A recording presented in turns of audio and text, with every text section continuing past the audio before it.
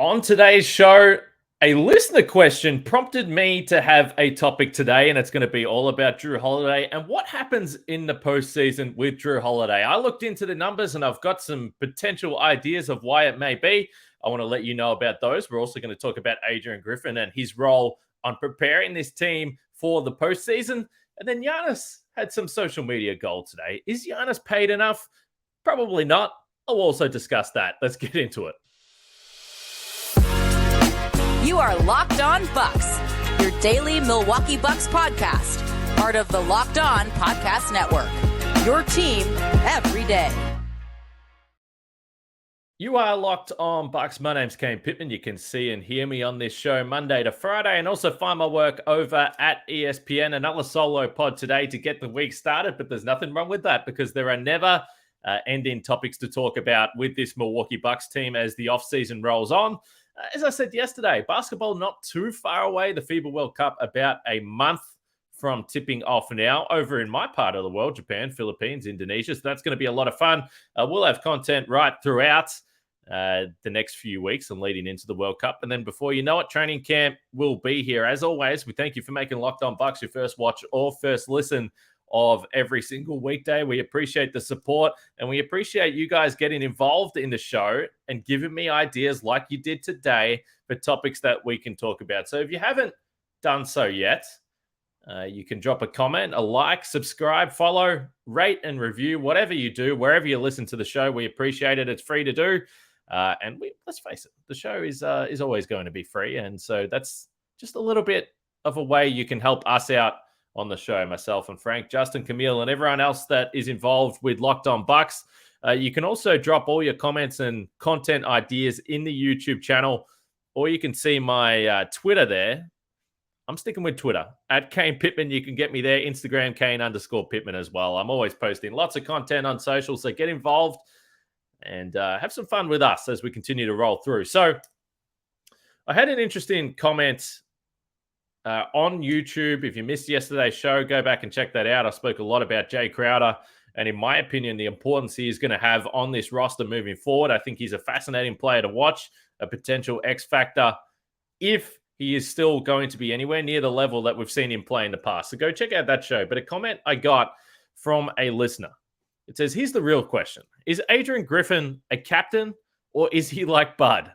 Under Bud, the team was like a ship with autopilot. You punch in the coordinates, and as long as nothing changes or gets in the way, you can make it where you need to go. That said, if an iceberg gets in your way, it's over. Sure, next year, you can punch in new coordinates and swing around the ice field. Meanwhile, the other ships actually have captains, so they beat us. Will we see leadership, discipline, integrity, accountability, and balls? Things sorely missing from this franchise under Bud. 1 year we had PJ Tucker, so we had those things. So anyway, you get the point there. That listener, not a fan of Mike Budenholzer. And I know he's not alone in that take there. I've said it before. I think that is a highly simplified comment around the role that Mike Budenholzer had in this team. There are so many factors that go into great coaches and good coaches in the NBA. And I don't care. I will crash into that iceberg and sink with the ship, telling you guys that Mike Budenholzer is a high level coach. Maybe there are better in-game operators. Eric Spoelstra, as we've spoken about, clearly near the top of the list. But in terms of the total package, camaraderie to the locker room, being a player's coach, Mike Budenholzer among the best. His record says that. You don't get to come in and have as many 50-win seasons as he had and didn't always get over the top. But as we've discussed, it is so difficult to win an NBA championship. So the idea that the Bucks simply need a quote-unquote leader who's going to be a hard ass and start barking directions, and accountability is the word that was used there, to me is ridiculous. I think that there is a fine line, particularly with superstar players in the NBA, and the observation or the example that I would use is probably Nick Nurse. Now, you can only base it on the reports that we've seen, but I would say Nick Nurse has been someone that has a reputation of, yes, maybe an innovator, an in-game operator that likes to try different things, but he's also ran his guys into the ground. And again, if you face the reports, perhaps wore a little thin with the players in that locker room after really a very short period of time there. So I think there's a balance of both. The fact that Adrian Griffin comes from that Nick Nurse Toronto Raptors coaching tree is fascinating because I'm curious to know how he manages the guys through the regular season. If you do see some more vocal and verbal instructions from Adrian Griffin on the sideline, I think that there's a balance to be made.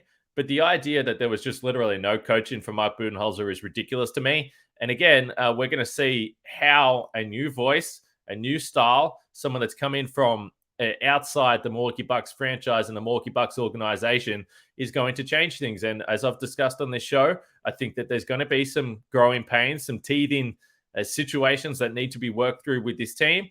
And ultimately, the most important relationship that Adrian Griffin needs to have is the one that he does have with Giannis, and we're going to see how that plays out. Although, again, if you believe what you read, Giannis was on board with the hiring of Adrian Griffin. I think that's a safe assumption to make there. So that was just an interesting comment, because then it made me think about a player that I want to talk about a lot on today's show, and Jrue Holiday.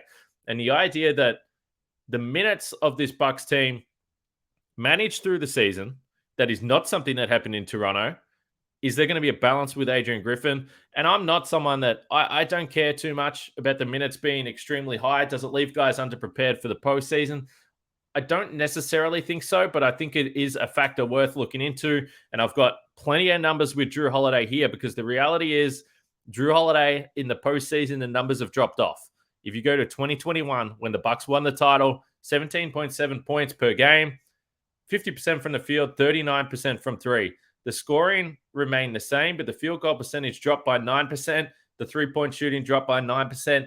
This is something that we've seen every single year with Jrue Holiday since he's been in Milwaukee. And over the course of his postseason career, 70 playoff games now for Jrue Holiday, 17.5 points per game. Pretty standard, around where he's at for the career mark, but shooting splits of 42% and 33%, which is significantly down from the regular season. Why is that the case? I'm going to dive into that next, because I've got some numbers and at least some ideas and theories that I'm going to throw at you, and then you can let me know what you think is the root cause of Jrue Holiday ultimately dipping dramatically in postseason efficiency. But first, FanDuel, our sponsor of today's podcast, and you can take your first swing at betting MLB on FanDuel and get 10 times your first bet amount in bonus bets up to $200. That's right. Just bet $20 and you'll land $200 in bonus bets, win or lose. That's $200 you can spend on betting everything from the money line to the over and unders, who you think is going to hit the first home run. But this is a basketball show, so let's go to the FIBA World Cup. If you go on FanDuel.com right now, USA the favorites, minus 115. Canada the second favorites, plus 550. And Australia just really warms my heart. The third favorite for the FIBA World Cup, plus 1,000. I think a sneaky outside chance for a gold medal here. I really like to look at the squad, particularly with some of these other nations perhaps not having their best players on the court and in the squad. Nikola Jokic, as we mentioned yesterday, looks like he's going to withdraw. But you can find all the World Cup odds at FanDuel.com/lockedon and sign up today to get that $200 in bonus bets. That's FanDuel.com/lockedon. FanDuel, official partner of Major League Baseball.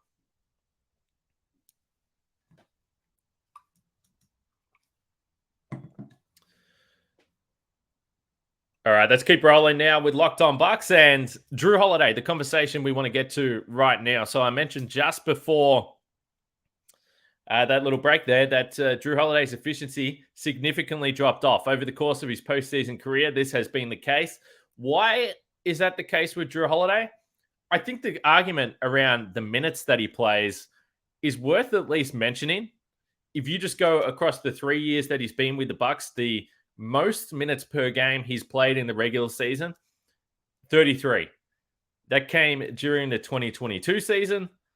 In each of the three postseasons, Jrue Holiday has never dropped below 38 minutes per game in the playoffs. So is there a fine line there? I don't think it's really ultimately realistic, particularly with the age of these Bucks players, that they're going to play 35, 36 minutes a night during the regular season. I also don't think they need to do that. The Bucks are a team that are going to win a bunch of games, and they're going to have a chance to rest guys in the fourth quarter. So I don't think it's as simple as just play them more during the regular season. But if you are playing 5 to 6 minutes more in a postseason intensity, it's worth asking the question whether they are physically prepared to make that jump, particularly for Jrue Holiday, a guy that is so physical on the defensive end and is asked to clearly ramp up his role and responsibility on the defensive side of the ball. Now, last year in the postseason, and it went right across the whole season, Jrue Holiday, 19.3 points per game, his best season in Milwaukee, an all-star. 48% from the field, 38% from the three-point line. That dropped to 40% from the field and 28% from three. It was absolutely awful.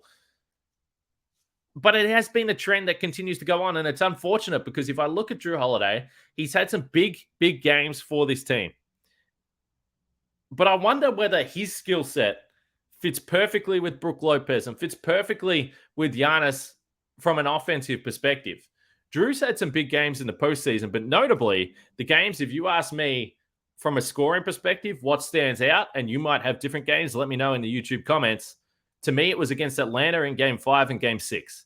He had 25 points and 13 assists in Game 5. Giannis wasn't there. In Game 6, he had 27 points and 9 assists as well. Monumental performances that helped the Bucks get through and into the NBA Finals and allowed Giannis the time to rest and come back. Defensively, we know what Jrue has done. He has won games. Again, the poster over my shoulder, the steal, the lob.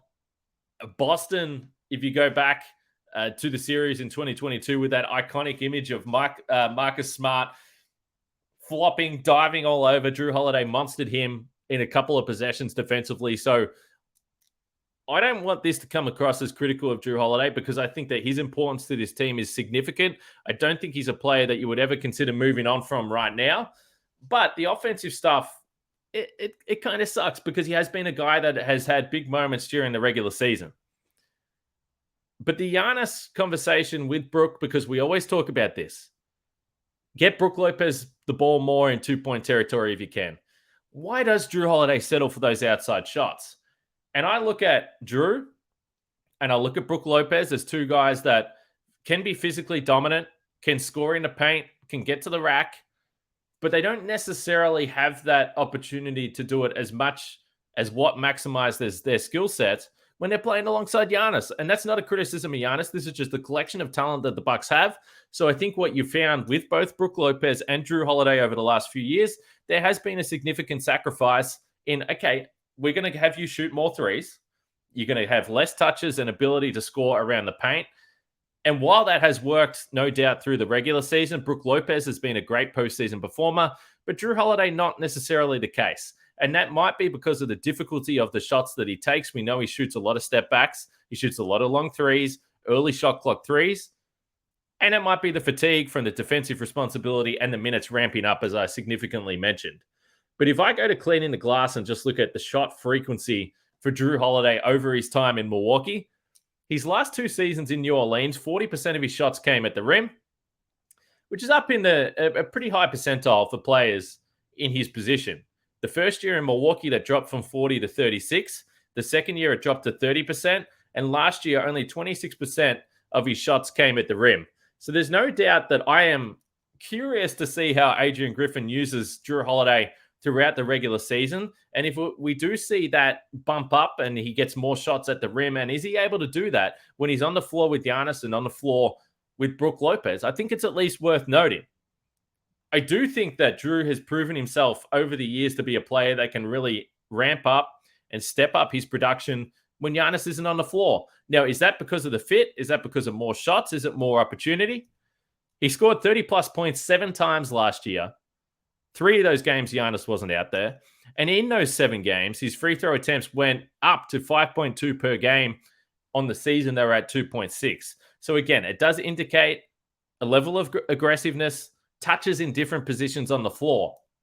So I don't have the answer.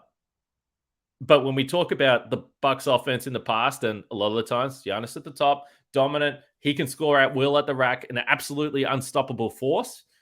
But are there ways to get Jrue Holiday touches in different spots and Brook Lopez? And then you have Chris Middleton as your one legitimate outside threat that the opposition teams clearly have to be wary of. So just a lot of these numbers come together and they suggest that from regular season to postseason, potentially the role that Jrue Holiday is being asked to play and being a kind of a guy that does shoot a lot of threes from the outside, perhaps doesn't get as many touches as would benefit him in terms of from a scoring perspective, it might just all add up and give some of the answers why that efficiency has dropped off.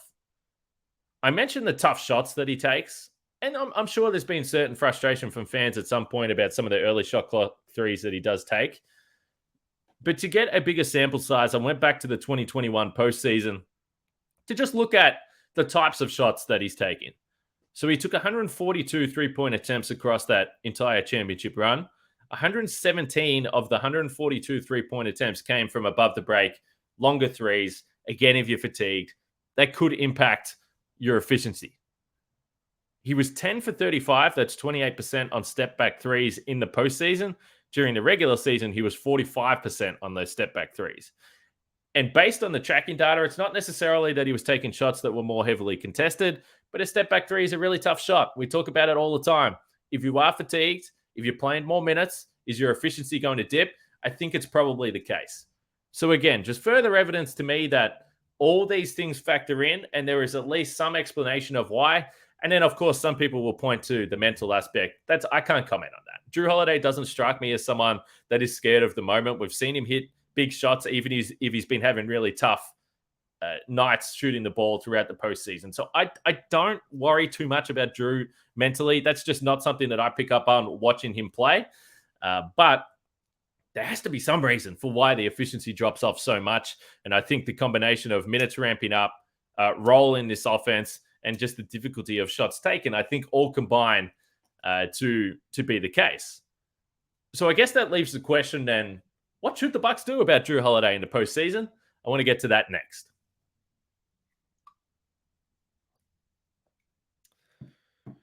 All right, so now that we've gone through a whole heap of numbers when it comes to Jrue Holiday, and hopefully I haven't completely confused you too much and some of this actually makes sense, please let me know in the YouTube comments all your thoughts about today's show.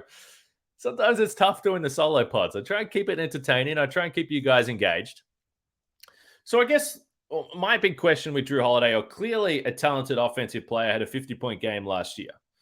But my question is he ramping up the offense from the shots, from probably the pressure that he feels to score? Is it a little outside what would be the case in a perfect world? And we understand there are other factors with the Bucks in the postseason. The three-point shooting elsewhere is an absolute disaster in the postseason and has been for a number of years. So I come back to my thoughts, and I'm just going to keep on banging on the same drum. Again, I'm only mentioning Colin Sexton because he's been in reports. But are the Bucks one scorer short? Whether that be a wing, whether that be a guard, it doesn't really matter. We've discussed that perhaps the Bucks feel a little bit short in both positions at the moment, albeit I still think they are an absolute contender this year in the postseason. But are they just one scorer short?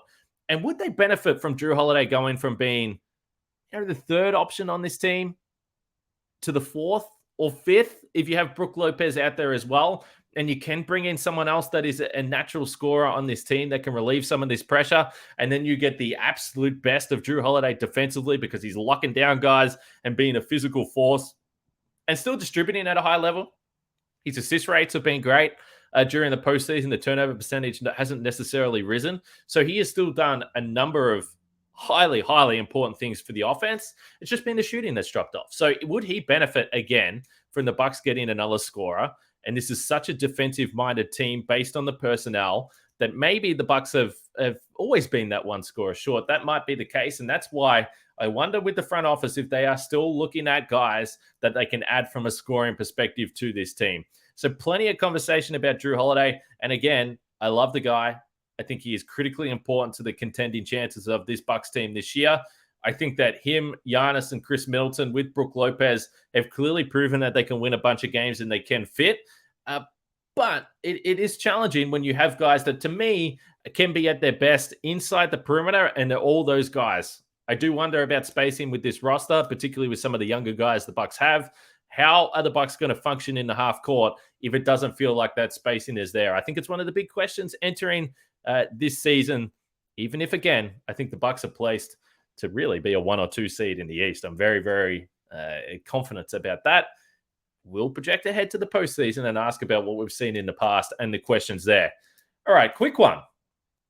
We are seeing some just absolutely outrageous money figures from soccer or football players that are getting And Giannis today put a tweet up, and he says, I look like Mbappe. And there was like a $600-700 million deal or something for that superstar soccer player overseas. And it just honestly made me think about the stuff that we talk about when it comes to salaries of NBA players and Giannis. And we've said it before, there should not be a cap, or there can't be a cap on what you would pay Giannis in terms of his importance to this franchise or their success and the city, quite frankly, who have made, I'm sure, look at the evaluation of the franchise. It's gone from millions to billions, and a lot of it is because of that man and bringing a title to this franchise. So it is always interesting. I'm not against the idea of a salary cap and max contracts, but then it does just bring up the conversations that we have all the time. Giannis is a $50 million player thereabouts. It's probably not enough, particularly when you see some of the other guys that are on $40 million deals and above that are not close to the player that Giannis is. So it's always going to be a conversation for mine, how the salary is structured in the NBA. And these top echelon, I'm talking your top 3 or 4 players, clearly are not paid enough money, even if I would take it very, very gladly. A fraction of the salary of some of those guys. But some social media gold there from Giannis, who I'm still wrapping my head around the haircut. Going back to the rookie days, looking very different, Giannis, but big season coming up for him, I'm sure. All right, plenty of Jrue Holiday chat tonight, plenty of Adrian Griffin chat. Let me know what you think about it all. I think another fascinating podcast and fascinating conversation points. It just feels like there is something a little bit different about this Milwaukee Bucks team when you bring in a new head coach as well. So let me know what you thought about today's show. Drop your comments in and like and subscribe and support the show. We appreciate it. It really helps us. We're going to continue right throughout the offseason. Can't wait to see what you guys want me to talk about tomorrow. Let me know, and I'll catch you guys then.